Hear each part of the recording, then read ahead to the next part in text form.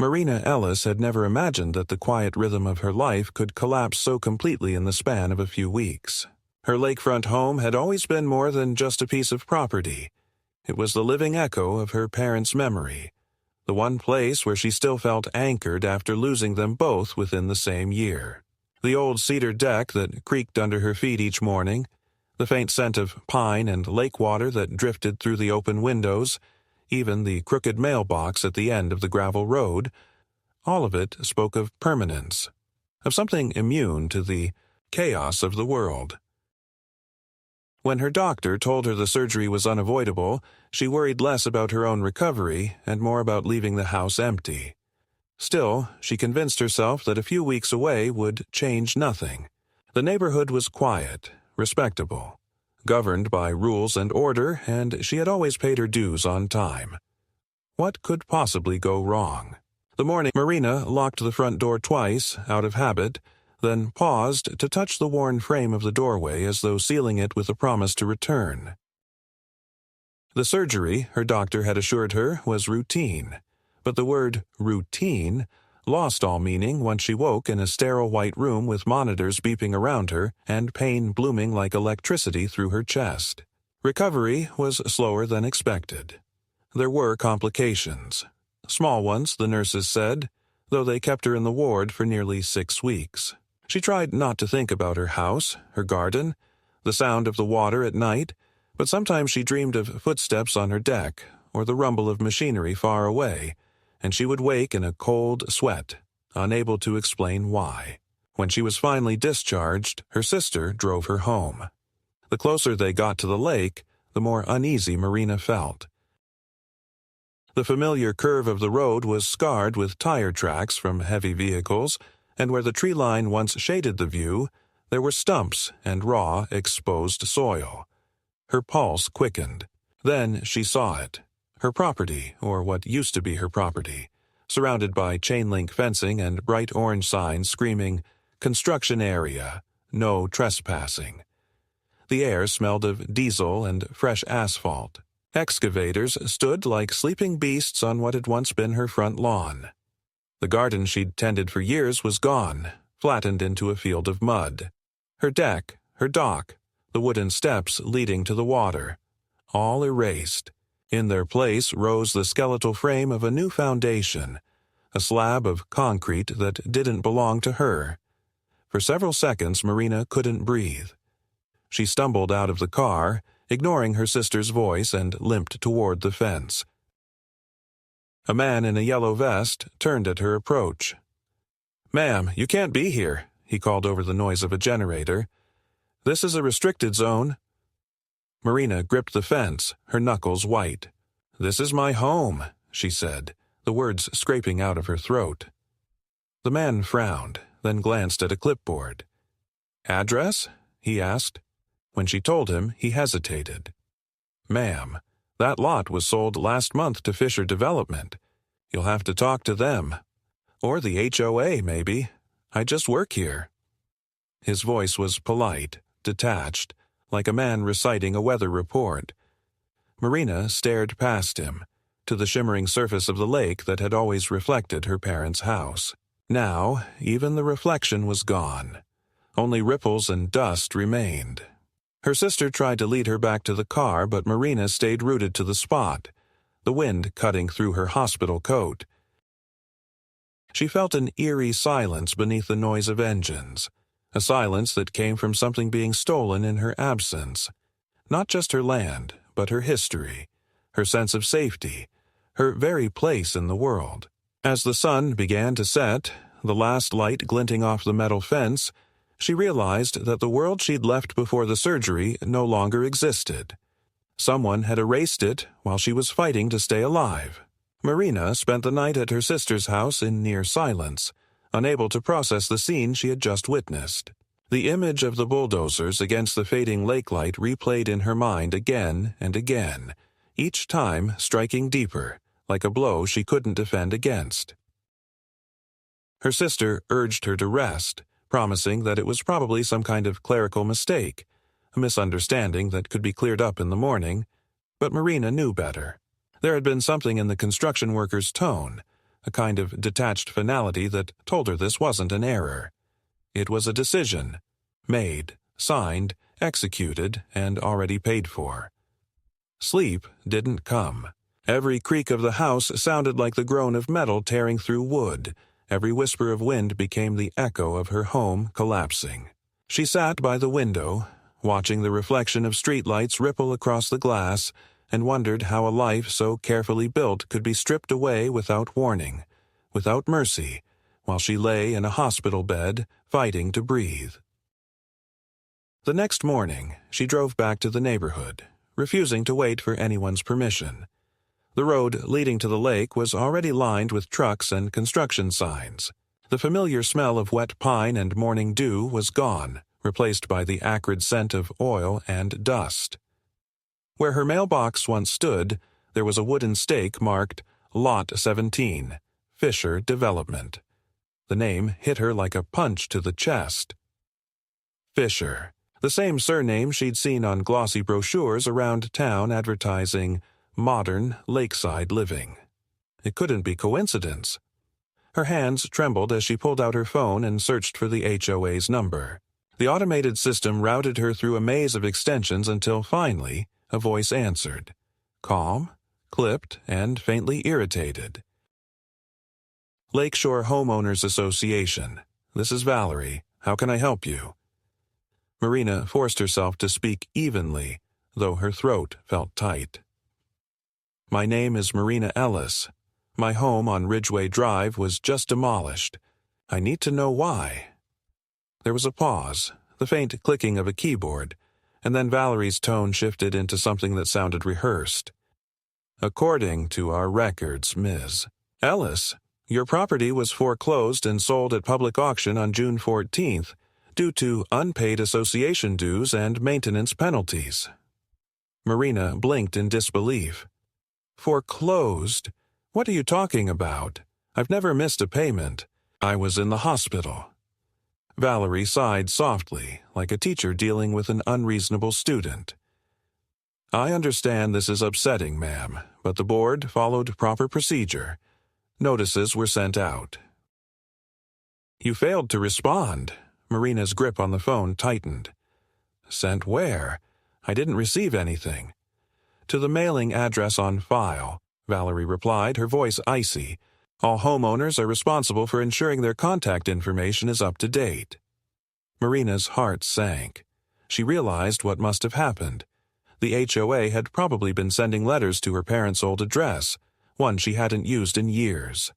You knew I lived there, she said quietly. You send every newsletter to that house. You have my email, my number. I'm sorry, Miss Ellis, Valerie interrupted. Once the foreclosure process begins, we are legally obligated to proceed. The sale has already been completed and recorded. If you wish to contest it, you'll need to speak with legal counsel. The call ended before Marina could respond. She sat in her car, staring at her reflection in the dark screen of the phone, her pulse hammering in her ears. Somewhere behind her, engines roared to life as construction resumed. The world was moving on without her, indifferent to her shock, her loss, her existence. Determined to confront someone face to face, Marina drove to the HOA office, a sleek glass building tucked behind a shopping plaza. Inside, everything smelled faintly of perfume and polished wood. A receptionist in a beige blazer glanced up from her computer. Do you have an appointment? She asked. Marina shook her head. I need to speak with the president, Lauren Fisher. The receptionist's eyes flicked briefly with recognition before returning to polite neutrality. Mrs. Fisher is in a meeting. If you'd like, I can schedule. No, Marina snapped, surprising even herself with the sharpness of her voice. She's building on my land. I'm not leaving until she talks to me. The woman hesitated, then disappeared into a back hallway. A few minutes later, the door opened and Lauren Fisher appeared, composed and smiling, her expression the perfect mask of control. She was impeccably dressed, her posture straight, her movements slow and deliberate, like someone accustomed to winning. Ms. Ellis, she said smoothly, extending a hand that Marina ignored. "I heard you had some concerns about your property." "Concerns?" Marina's voice trembled, a mix of fury and disbelief. "You bulldozed my home. My things were inside. How could you possibly call that a concern?" Lauren's smile didn't waver, but her eyes hardened. "I understand this is difficult, but the sale was handled in accordance with both HOA and state regulations. Multiple notices were sent, and the auction was publicly posted. I assure you, everything was done properly." "Properly?" Marina's voice rose. "I was in surgery. I almost died. You sold my house while I was in a hospital bed." For a moment, Lauren's mask slipped, just slightly, before she straightened her shoulders. "We can't be expected to monitor the personal circumstances of every homeowner, Ms. Ellis. The association has a responsibility to the community, and unpaid dues—" "I didn't owe you anything," Marina interrupted. "I have records. I paid every quarter." Lauren tilted her head. "Perhaps you did, but the property also accrued fines for non-compliance with maintenance standards. The board voted unanimously to enforce collection. It's nothing personal." Marina laughed, a hollow, bitter sound that echoed through the office. "Nothing personal? You sold my house to your husband's company." The words hung in the air. Lauren's expression froze, then softened into something condescending. "My husband's business operates independently of the HOA. If his company happened to be the highest bidder, that's entirely within legal bounds. Now, if you'll excuse me, I have another appointment." She turned to leave, but Marina stepped in front of her, trembling with rage. "You think you can just take what you want because you've hidden behind a rule book? I'll get it back. I don't care how long it takes." Lauren gave a faint, pitying smile. "Then I wish you luck," she said quietly, and walked away. Outside, the air felt thin and sharp. Marina leaned against her car, the weight of what had just happened pressing down until her knees nearly gave out. She thought about calling the police, but what would she say? That her own HOA had legally stolen her property. No one would care. It would sound absurd, impossible. Yet, as she looked across the parking lot, she noticed a man leaning against a black SUV, watching her. When their eyes met, he slipped into the driver's seat and drove away. A chill crept up her spine. Maybe she was imagining things, maybe it was nothing, but somewhere deep down she knew this wasn't over. What they had done wasn't a mistake. It was a plan, and she had just stepped into the middle of it. Marina did not sleep that night. The conversation with Lauren Fisher kept replaying in her mind, the calm arrogance of the woman's voice echoing like a taunt. Every word had felt rehearsed, mechanical, as if Lauren had already prepared for this confrontation long before Marina ever set foot in the office. That realization gnawed at her. This wasn't a bureaucratic accident, it was a scheme, planned, calculated, and executed with precision while she lay drugged and helpless under hospital lights.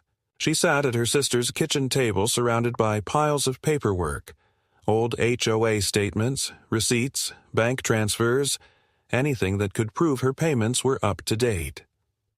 Every transaction lined up perfectly. There were no missed dues, no unpaid balances. Yet in the HOA's report, the line labeled delinquent was highlighted in red. It listed charges she had never seen before, maintenance penalties, violation fees, and something cryptically titled unresponsive owner surcharge. The total amounted to nearly $6,000. It was theft dressed in legal terminology. The next morning, Marina drove to the county recorder's office, her body still weak from recovery but her anger keeping her upright. The clerk, a young man with sympathetic eyes, pulled up the property records after she explained the situation. "You said your name is Ellis, right? Marina Ellis?" he asked, scrolling through the screen. "Yes, the house on Ridgeway Drive, by the lake." The man frowned slightly, leaning closer. "According to this, the title was transferred 3 weeks ago."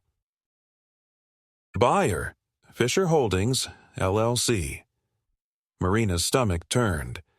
Can you tell me how that's even possible without my signature? The clerk shook his head slowly. If it was a foreclosure through a homeowners association, they don't need your consent. They just have to file a lien and follow the statutory notice period. If they claim you didn't respond, the court can authorize the sale automatically. He looked genuinely uncomfortable. I've seen a few of these lately. You're not the only one. The words felt like ice water down her spine. So they can just take someone's house while they're in the hospital? If the process looks clean on paper, the clerk said softly, yes. Marina left the office trembling, clutching the printed records. The document bore a signature from the HOA attorney, the county seal, and a recorded sale price of $3 million. $3 million for land her parents had purchased for less than a tenth of that 40 years ago. She sat in her car for a long time, staring at the number, her pulse roaring in her ears. They had made her disappearance profitable. This was never about unpaid dues. It was about opportunity. Her absence had been the open door they needed. The next logical step was legal counsel. But when she called several firms, they either quoted fees she couldn't afford or politely declined once they heard the name Fisher.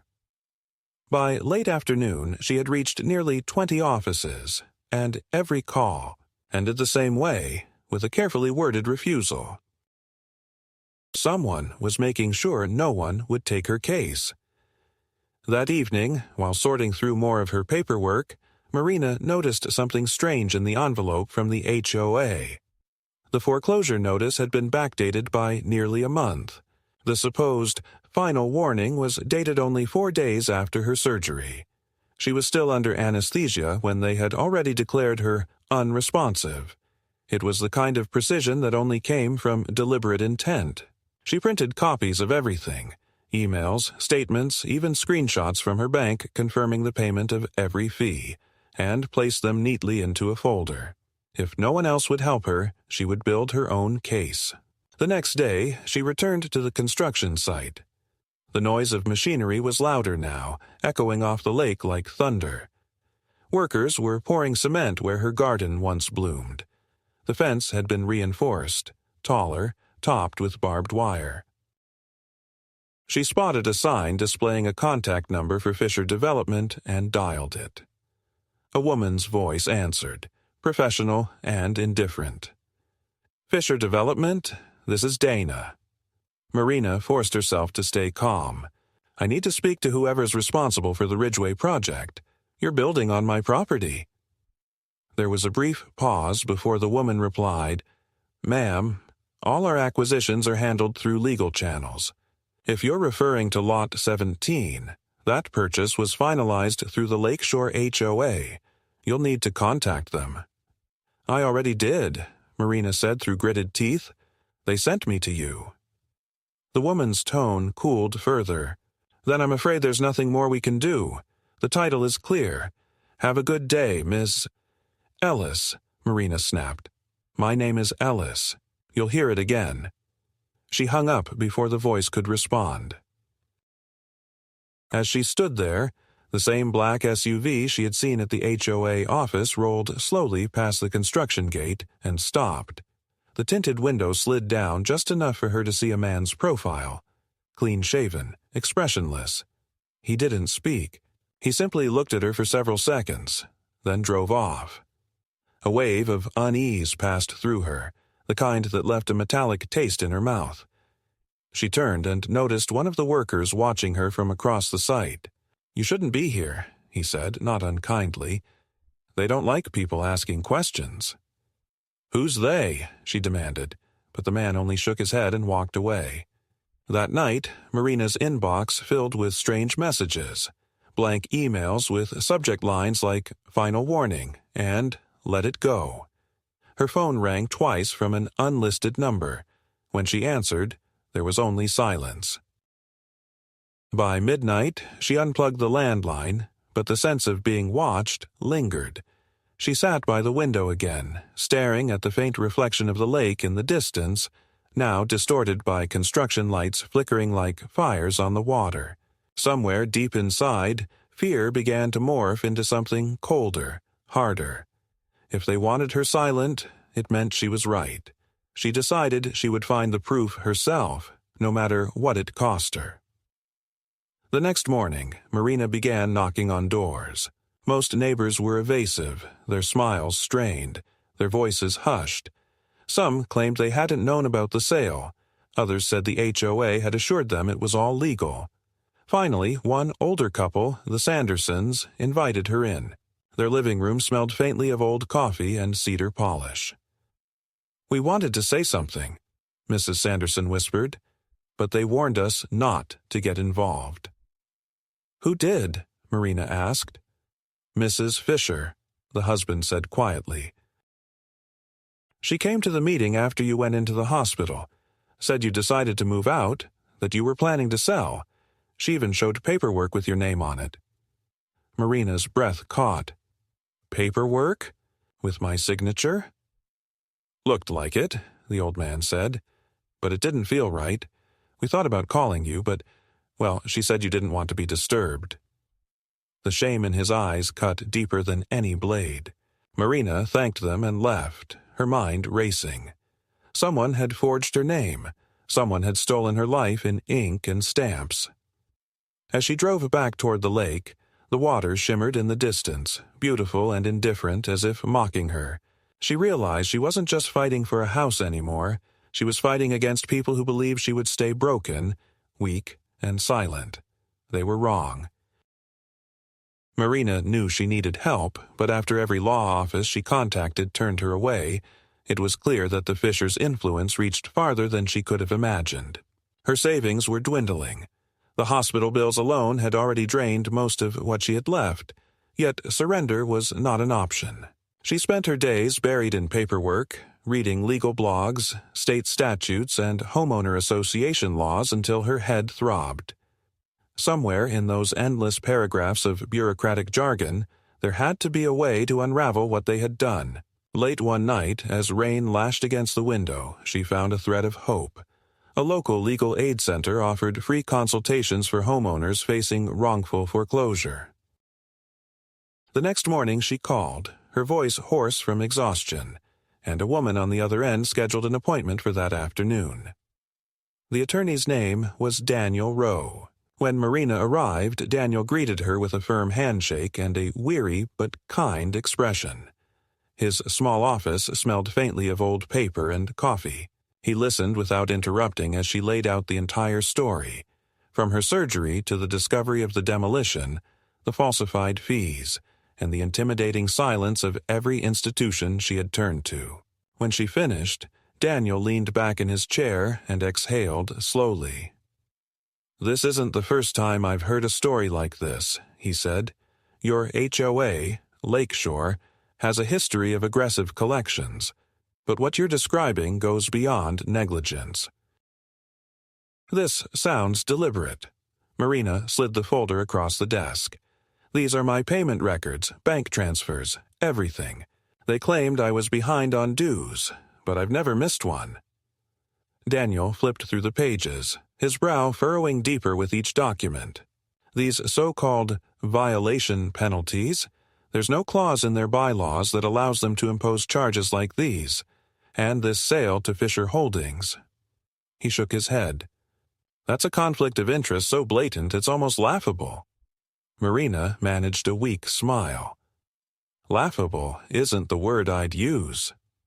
Daniel promised to file an injunction to pause any further development on the property while he investigated the sale. Within a week, he had subpoenaed the HOA's internal records, and what they revealed left both of them stunned. The foreclosure documents had been signed off by a notary whose commission had expired months before the date of execution. Several of the board meeting minutes were missing entirely, replaced by unsigned drafts with obvious inconsistencies in handwriting. Most damning of all was an internal email thread between Lauren Fisher and the HOA's treasurer, instructing him to fast-track Ellis's lien and finalize before she returns from medical leave. The message was dated 2 days after Marina's surgery. Daniel looked at her, his expression a mixture of disbelief and anger. They knew. They waited for you to be incapacitated. Marina stared at the screen, her throat tightening. Can we prove it? If these emails hold up in court, yes, he said. But they're going to fight hard. People don't steal $3 million worth of property and give it back without a war. The next few weeks became a blur of motion.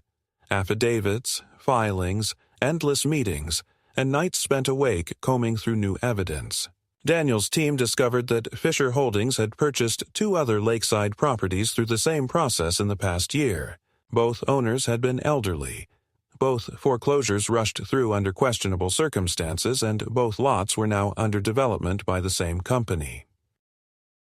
A pattern was emerging, a quiet cycle of exploitation masked as community improvement. As the puzzle pieces fell into place, Marina's resolve hardened. What had started as a personal loss was transforming into a crusade for justice. The media hadn't touched her case yet, but Daniel hinted that once they had enough proof, public exposure could turn the tide. Sunlight, he said, is the best disinfectant. One evening, after another long day in court filings, Marina returned to her sister's house to find the front porch light flickering. Inside the mailbox was a plain white envelope with no return address. She opened it carefully and froze. Inside were photographs, blurry, taken at night, showing her car parked outside Daniel's office, her walking to her sister's house, her sitting by the window. At the bottom of the stack was a single sentence typed in bold letters. "You're making a mistake, Ms. Ellis." The papers smelled faintly of gasoline. Marina's hands trembled as she placed the photos on the kitchen table. Her sister urged her to call the police, but Marina knew what the response would be. Anonymous threats, no fingerprints, no leads. They wanted to scare her.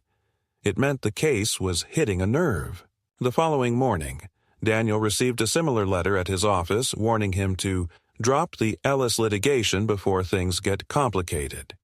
He brought it straight to the county sheriff, who promised to look into it, though his tone suggested little optimism. Daniel wasn't easily intimidated, but Marina could see the fatigue behind his eyes. "They're testing us," he said quietly, "trying to see if fear works faster than the law." Marina looked at him steadily. "Then let's show them it doesn't." The investigation deepened. Daniel's discovery motions unearthed more correspondence between the HOA board members, revealing a web of corruption that extended into the county zoning department. The HOA had voted to reclassify several lakeside lots as development zones just months before the foreclosures began, making them legally purchasable by corporate entities rather than private owners. The vote had passed unanimously, and the county clerk who approved the change had previously worked as an accountant for Fisher Holdings. It was a perfect circle of self-interest, hidden behind legal paperwork and procedural gray areas. Marina realized that if they could expose this network, her case could become the centerpiece of a much larger scandal. Still, victory felt distant. The injunction Daniel filed was challenged within days by the HOA's attorney, who argued that development delays would cause irreparable financial harm to the community. Construction resumed on her property despite the pending hearing. When Marina returned to the lake, she found the half-built skeleton of a modern glass house standing over the ashes of her old one. The sight tore through her like a blade. She pressed her palm against the cold metal fence, feeling the vibration of machinery through her fingertips, and whispered, "I'm not finished." Later that week, Daniel arranged a meeting with a local journalist named Andrea Pierce. Andrea was young, sharp, and already aware of rumors surrounding the Fishers. She listened intently as Marina and Daniel laid out their evidence, her pen moving quickly across her notebook. "If even half of this checks out," Andrea said, "this could be explosive. But you have to be ready for what comes after. These people don't play fair." Marina gave a faint smile. "They already taught me that." Within days, Andrea's article went live online. Lakeshore HOA under fire for questionable foreclosures. Developer ties raise conflict of interest concerns. The story spread quickly, gathering attention from local media and angry homeowners. Suddenly, the Fishers were no longer untouchable. The next morning, Marina woke to find her phone flooded with messages. Neighbors thanking her, others sharing their own stories of harassment and illegal fines. For the first time since her surgery, she felt the weight of isolation lift slightly. She wasn't just one woman shouting into a void anymore. She had become the voice for everyone who had been bullied into silence. Yet, the victory was fragile. That same afternoon, a fire broke out at Daniel's office. The fire department called it electrical, but Daniel found the remains of a gasoline can in the alley behind the building. His files were destroyed, though he'd backed up everything digitally. When he told Marina, his tone was calm but cold. "They're getting desperate," he said. "That means we're close." That night, Marina sat by the lake, now hidden behind fences and warning signs. The reflection of the construction lights shimmered across the water like distant stars. She thought of her parents, of the life that had been erased, and of the strangers who had turned her pain into profit. The fear that once paralyzed her had been burned away, replaced by something steady and unyielding. She knew there was no going back to the quiet life she once had. The fight had grown bigger than her, but it was hers to finish. And as the wind carried the faint sound of machinery across the dark water, she whispered to herself the promise that would carry her through the battles ahead. They might have stolen her land, but they would never own her. The weeks that followed felt like walking through a minefield where every step carried the risk of destruction. The fire at Daniel's office had shaken Marina, not because of the damage itself, but because of the message behind it. Someone powerful enough to manipulate courts and property records was now resorting to intimidation. The flames had eaten through walls and charred ceilings, yet the servers containing their evidence had survived. Daniel had backed up every file to encrypted drives and off-site storage, a small act of defiance that infuriated whoever was behind the attack. For Marina, that act of preservation became a symbol of endurance. She realized the fight wasn't simply about property anymore. It was about truth versus control, and she could not afford to falter. Daniel filed a motion for a full criminal investigation into the HOA's financial dealings, citing new evidence of forged documents and illegal transfers. The county court reluctantly agreed to review the case. Word spread quickly, and by the time of the preliminary hearing, the courtroom was packed with journalists and neighbors. Lauren Fisher arrived flanked by her attorneys, her face a carefully arranged mask of sympathy and authority. She addressed the cameras outside, claiming she was deeply saddened by Ms. Ellis's unfortunate misunderstanding, and insisting that the HOA had always acted in the best interest of the community. Watching her, Marina felt the first stirrings of contempt sharpen into something colder, a hatred she didn't know she was capable of. It wasn't just the lies, it was the way Lauren made them sound virtuous. In court, Daniel presented the chain of evidence. The fraudulent fines, the fake notary seal, the missing meeting minutes, and the internal emails proving the foreclosure was premeditated. Lauren's lawyers objected repeatedly, calling the evidence circumstantial, but the judge allowed the hearing to proceed. As Daniel spoke, Marina studied the expressions of the board members seated behind Lauren. Some avoided her eyes, others stared defiantly, but one, a middle-aged man named Patrick Shaw, the HOA treasurer, looked genuinely shaken. His hands trembled as he clutched his papers. When the hearing adjourned for recess, he lingered near the hallway, waiting until Lauren was out of sight before slipping a folded note into Daniel's hand. Later, in private, Daniel unfolded it. Scrawled in hurried handwriting were the words, "I can't stay silent anymore. Meet me tonight, parking lot behind Lakeshore Market." That evening, the sky hung low and heavy with clouds as Marina and Daniel pulled into the darkened lot. Patrick stood beside a rusted sedan, his shoulders hunched. He looked exhausted, his tie loosened, eyes darting nervously. "I didn't want to be part of this," he said quietly.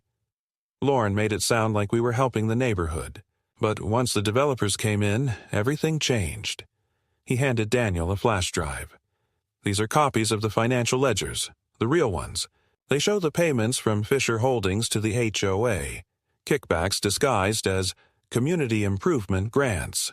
She's been funneling money through shell accounts for years." Daniel took the drive carefully. "Why come forward now?" Patrick hesitated, glancing around. "Because they're going to pin it on me next." She told the others that if anyone talks, their own homes would be re-evaluated. "I've already received threats." Before they could ask more, headlights swept across the lot. Patrick's face went pale. "You have to go," he whispered. "They're watching everything." He turned and disappeared into the darkness before either of them could stop him. 2 days later, Patrick Shaw was found dead in what police described as a single-vehicle accident. His car had veered off the highway and exploded into flames. The official report called it mechanical failure, but Marina and Daniel knew better. Daniel's hands shook slightly as he inserted the flash drive into his laptop. The files were intact: spreadsheets, emails, scanned receipts, enough to prove that the HOA and Fisher Holdings were engaged in a massive scheme to seize undervalued lakefront properties through legal manipulation. "This is it," Daniel said, his voice tight. "They won't be able to bury this." Marina stared at the screen, numb. "He died for this." "Then we make sure it wasn't for nothing," Daniel said. The following week was chaos. The media seized the story after Andrea Pierce published the details Patrick had risked his life to expose. The headline spread across state outlets. "Whistleblower dies after leaking evidence of HOA corruption." Crowds gathered outside the HOA office demanding resignations. Lauren Fisher appeared on television again, this time flanked by lawyers and a PR spokesperson, denying any wrongdoing. "These allegations are deeply hurtful and unfounded," she said with glassy composure. "Our organization has always acted transparently and ethically." Marina watched from home, disgust simmering in her chest. Transparency, she thought bitterly, while the ashes of her home still smoldered under the foundations of their profit. Daniel received notice that the HOA's attorney had filed a counterclaim accusing Marina of defamation and trespassing on private property. The absurdity of it almost made her laugh. They were turning her into the criminal. Yet, the more they pushed, the more determined she became. Every appearance Lauren made, every denial and press statement only tightened the noose around her credibility as new documents surfaced online. Anonymous sources, former contractors, clerks, even a notary, began coming forward with their own accounts of forged signatures and pressured approvals. The case that once seemed hopeless was now consuming the entire town. The Fishers' empire was cracking, but desperation made them dangerous. One night, as Marina returned from another strategy meeting, she found her car's windshield smashed and a dead fish thrown across the driver's seat. Its glassy eyes stared up at her from the torn upholstery, a grotesque warning. She reported it, but the police response was perfunctory. A few notes scribbled, no investigation. Daniel urged her to stay with friends, but she refused. "If I leave, they win," she said. Still, she began checking over her shoulder more often, jumping at every noise. The tension seeped into her dreams. She would wake drenched in sweat, hearing phantom sounds of bulldozers or the crash of breaking wood. Her sister begged her to let it go, to move somewhere new. But Marina couldn't. It wasn't just stubbornness, it was survival. If she gave up, they would erase not just her property but her story, rewriting it until she ceased to exist. Finally, the court scheduled a full evidentiary hearing. It would decide whether the foreclosure was valid or fraudulent, whether the Fishers would face criminal charges, and whether Marina could reclaim her land. On the morning of the hearing, she stood outside the courthouse watching the crowd gather. Reporters with cameras, neighbors holding signs that read, "Justice for Ellis." For the first time in months, she felt something close to hope. Daniel placed a reassuring hand on her shoulder. "Whatever happens in there," he said, "they'll never silence you again." She nodded, steadying her breath. When they entered the courtroom, Lauren Fisher was already seated at the defense table. Her posture rigid, her jaw tight. Their eyes met across the room. For a brief moment, Marina saw through the polished veneer. The flicker of fear, the realization that control was slipping away. The judge entered, the gavel struck, and the room fell silent. As Daniel began to speak, outlining the trail of deceit, money, and death that had led them here, Marina felt the weight of everything that had happened. The betrayal, the humiliation, the terror, coalesce into a single, unwavering truth. Whatever the verdict, she had already won something greater. She had taken back her voice, and with it, her power. The courtroom that morning felt like a pressure chamber, heavy with silence, thick with the anticipation of something irreversible. The gallery was filled to capacity, journalists with notepads poised, neighbors whispering, cameras waiting for a glimpse of downfall. At the plaintiff's table, Marina sat beside Daniel, her hands clasped tightly together to stop their trembling. Across from her, Lauren Fisher projected her usual calm authority, wearing a tailored navy suit and a string of pearls that caught the light with every subtle movement of her head. Yet, beneath the surface, something had cracked. The arrogance that once radiated from her seemed thinner now, fragile, as if she too could feel the walls closing in. The judge, a stern woman with gray eyes and an aversion to spectacle, opened the session with a measured tone. This hearing will determine the validity of the foreclosure and the potential criminal conduct of the Lakeshore Homeowners Association. With that, the final act began. Daniel rose first, his voice low but deliberate. He presented the chain of evidence in relentless order: the falsified invoices, the fabricated signatures, the missing records, and finally the forensic audit tracing HOA funds directly into accounts controlled by Fisher Holdings. Each exhibit appeared on the projection screen, a mosaic of greed laid bare. When the email thread between Lauren and the treasurer appeared, the one instructing him to fast-track Ellis's lien before she returns from surgery, the courtroom stirred with murmurs. Daniel's tone hardened. "This was not a mistake," he said. "It was a deliberate exploitation of a woman's vulnerability for financial gain." He motioned toward Marina. While Ms. Ellis was recovering from a major operation, her home, her family's legacy, was sold without lawful basis, transferred to the company owned by this woman's husband, and demolished within weeks. The defendants did not act in ignorance. They acted with intent. Lauren's attorney stood next, his defense polished but hollow. He painted the story as a tragic misunderstanding, a bureaucratic tangle caused by clerical oversights and miscommunication. He spoke of Lauren as a pillar of the community, a woman unfairly maligned by rumor. But his words faltered when the judge interrupted him. "Counselor," she said coolly, "are you suggesting that the signed correspondence and financial transfers presented here are fabrications?" The man hesitated. "We cannot confirm their authenticity without further review." The judge nodded slowly. "Then you will have that opportunity now." Daniel stepped forward again, introducing a digital forensics expert who verified the metadata of every email, confirming their origin, timestamps, and transmission records. The truth, once abstract, was now irrefutable code. When it was Lauren's turn to take the stand, the courtroom held its breath. She walked with her usual poise, but her composure faltered under questioning.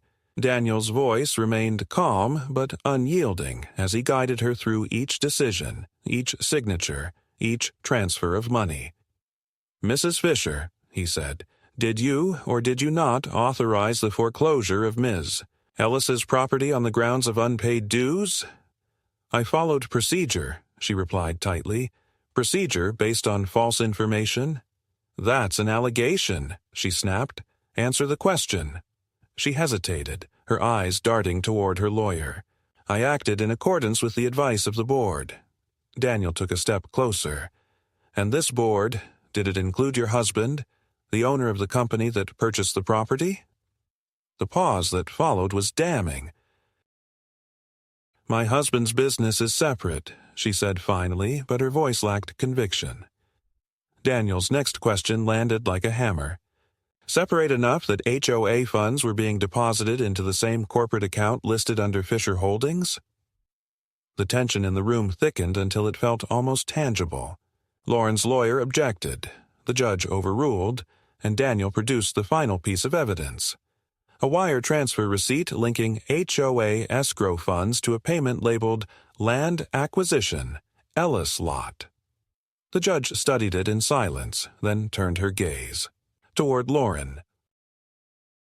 Mrs. Fisher, she said, her tone cool but sharp, this document bears your electronic signature. Do you wish to contest it? Lauren opened her mouth, but no words came. Her silence stretched, and in that silence, the weight of her empire collapsed. The gallery erupted in whispers, the press scribbling furiously as flashes from cameras broke the stillness like lightning. The judge rapped the gavel once, restoring order. Enough, she said. When the verdict came, it was delivered without hesitation. The foreclosure was declared null and void. The sale to Fisher Holdings was rescinded in full, and the court ordered immediate restitution of the property to Marina Ellis. Furthermore, the judge referred the case to the district attorney for criminal prosecution on charges of fraud, forgery, and conspiracy to defraud a homeowner. As the decision echoed through the courtroom, Marina felt the air rush out of her lungs. She hadn't realized she'd been holding her breath for so long. Daniel's hand brushed hers, a silent acknowledgement that the battle they'd fought for months was finally over. Across the room, Lauren sat motionless, her expression drained of triumph.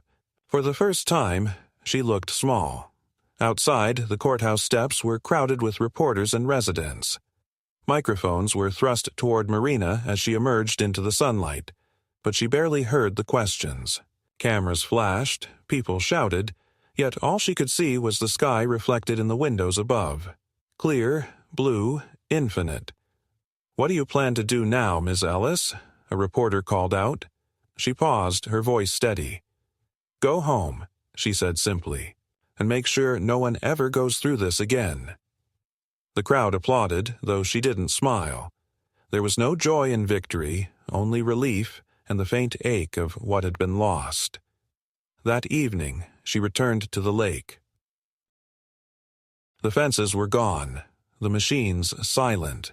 The land lay scarred but free, waiting to be reborn. She walked to where the old deck once stood, the soil soft under her shoes, and let the wind off the water wash over her face. For the first time in a long while, she felt something close to peace. The fight was over, but the story was only beginning. The months that followed passed in a haze of reconstruction, both literal and emotional. Marina stood by the water each morning watching the workers clear the remnants of concrete and twisted metal, the last traces of the home that had been stolen and then shattered. The court had returned the property to her, but the land no longer looked like hers. It was wounded, stripped of the quiet dignity it once carried. Yet she refused to see it as a ruin. Slowly, brick by brick, beam by beam, she began rebuilding. Her new house rose on the same foundation where her parents' home had stood, not as a replica of what was lost, but as a testament to endurance.